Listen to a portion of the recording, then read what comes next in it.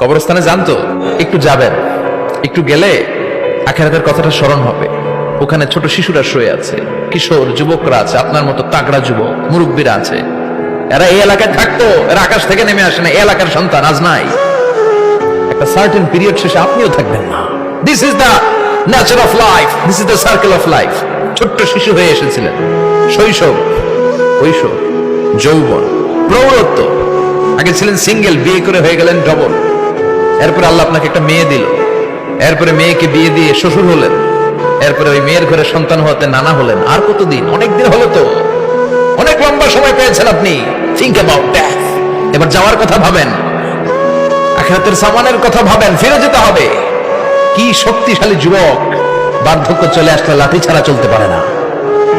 কুচকুচে কালো দাড়ি সাদা হয়ে যায়, দাড়ির শুভ্রতা, বয়সের ভার, রং ধরা যৌবন জং ধরে শেষ, ঠিক কিনা?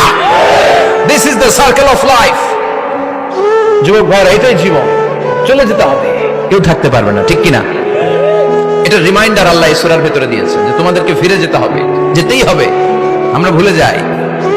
আলহাকুমুত তাকাসুর, অতিরিক্ত পাওয়ার লোভ, বেশি বেশি খাওয়ার লোভ, বেশি বেশি জমানোর লোভ মানুষকে গাফেল বানিয়ে দিয়েছে। এটা মানুষের স্বভাব। আরো চাই, আরো চাই, এই স্বভাবটা আছে না নাই? এত মায়া, এত ভালোবাসা কই যাবে? কেউ থাকবে না। সবাই আপনার অন্ধকার কবরে রেখে দিয়ে চলে আসবে। উপরে বাঁশের কঞ্চি, তার উপরে মাটির চাপা, অন্ধকার আর অন্ধকার। এই অন্ধকার যেন শেষ হতে চায় না। এই দুনিয়ার পুরো জীবনটা এটা হচ্ছে লালসাময় একটা জীবন। লোভ, মরিচিকা, মায়াজাল। এই মায়াজালে আমরা আটকে আছি, ফলে মৃত্যুর কথা আমরা ভুলে গিয়েছি। পাগলের মতো ছুটছি, আরো টাকা লাগবে, আরো খ্যাতি লাগবে, আরো যশ লাগবে, আরো দাপট লাগবে আমার। এত টাকা দিয়ে কি হবে? এত সম্পদ দিয়ে কি হবে?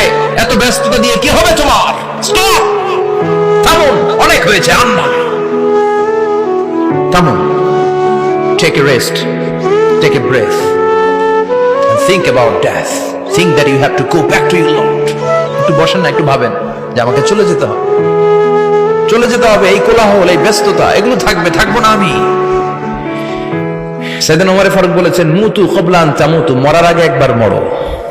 হাসিবু ক্বাবলা আন তুহাসাবু আলাইকুম, তোমার হিসাব নেওয়ার আগে তুমি একবার নিজের হিসাবটা করো না। কাগজ বের করে একটু লিখো না, কি কি ভালো কাজ করছিলা, যেগুলো দিয়ে নাজাতের ওসিলা হতে পারে।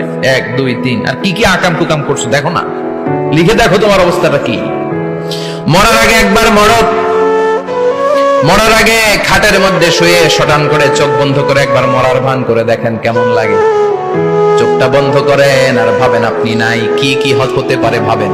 আপনার ছেলেমেয়েরা কান্না জুড়ে দিবে, আপনার প্রাণের স্ত্রী বিলাপ শুরু করে দিবে, বন্ধু বান্ধবের চিৎকার আর মাতম, স্থানীয় এলাকার মসজিদে ঘোষণা, অমুক এলাকার নিবাসী অমুক ভাই, অমুকের ছেলে অমুক দুনিয়ায় নাই।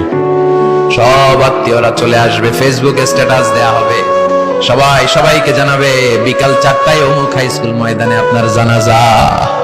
ছুটে আসবে, সবাই ছুটে আসবে আপনাকে শেষ বিদায় দিতে, গুড বাই জানানোর জন্য। আল ওয়াদা, বিদায় জানাতে আসবে সবাই। 4 তাকবীর দিয়ে আপনার জানাজা হবে, অশ্রুসিক্ত জানাজায় আপনার বিদায় হবে। কাঠের খাটিয়ার মধ্যে করে কাঁধে তুলে আপনার কবরে নেওয়া হবে। আগে থেকে খুঁড়ে রাখা কবরটার মধ্যে আপনার বিছিয়ে দেয়া হবে। বাঁশের কচি দিয়ে তার উপরে মাটির চাপা দিয়ে সব চলে যাবে।